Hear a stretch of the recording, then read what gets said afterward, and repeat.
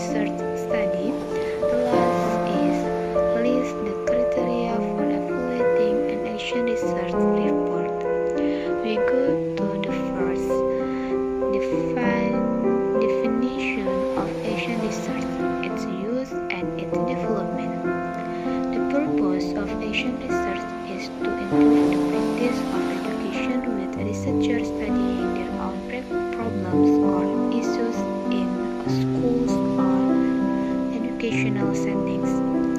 Educators engage in reflection about these problems, collect and analyze data, and implement change or plan of action based on their findings. In some cases, the research solves local practical problems, such as a classroom issues for a teacher. In other situations, the research seeks ideological aims, such as to empower, transform, and emancipate individuals and communities. Action research developed in the 1930s with citizen group processes. After a short time, it resurfaced in the 1970s with projects in Great Britain, the United States, and Australia. These projects focus on teachers studying their own practice, educators working with schools, and researchers helping individuals emancipate themselves from social issues in educational settings. Today, action research has grown in importance as a means for enhancing schools' renewal, promoting teacher development, and testing new ideas. The second, we should be able to know about types of action research design. The first design, practical action research, is an approach that involves educators examining a school situation with a view toward improving practice, rather than a focus on individual teachers solving immediate classroom problems or schools addressing internal issues. The second design, PER, or critical action research, has a social and community orientation and places emphasis on research that contributes to emancipation or change in our society. The next, we should know about key characteristics of action research.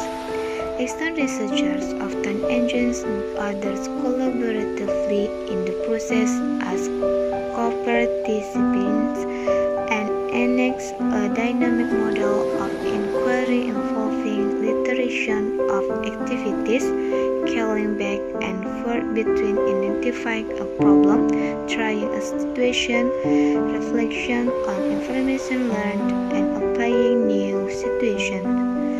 During the process, they use a plan of action to guide the use of new practice.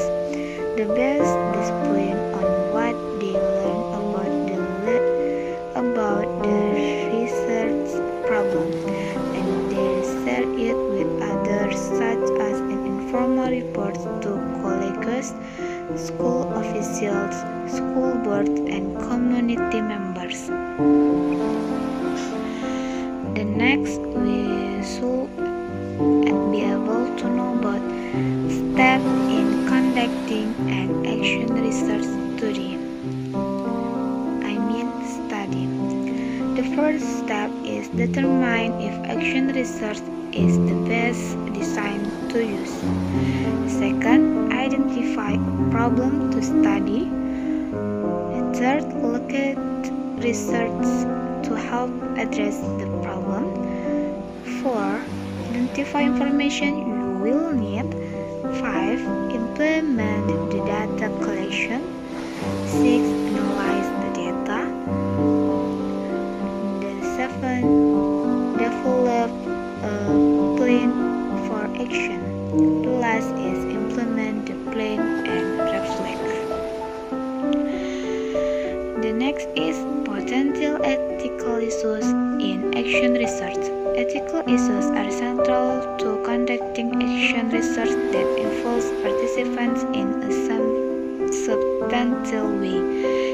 The action researcher needs to conduct the inquiry in a way that respects the care of the participants, involves them collaboratively in all phases of the research, and is sensitive to obtaining consent and advancing the purpose of the study when all the parties may not be immediately know. It is so important for participants to have the option to withdraw from the study.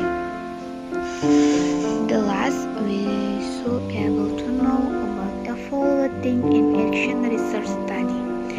The first is focuses on an issue in practice or an issue in the local community.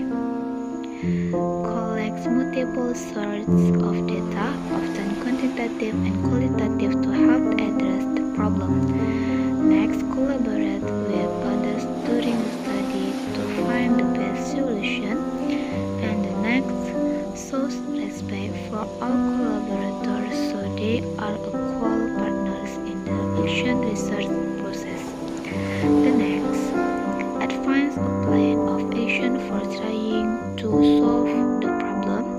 And then the next is reflects on his or her own development as a professional. The next is how to enhance the lives of participants by solving a problem, empowering them, changing them, or providing them with new understanding. And then develops a plan recommending change to practice. The last is report and research in a way that is understandable and useful to audience, including other professionals.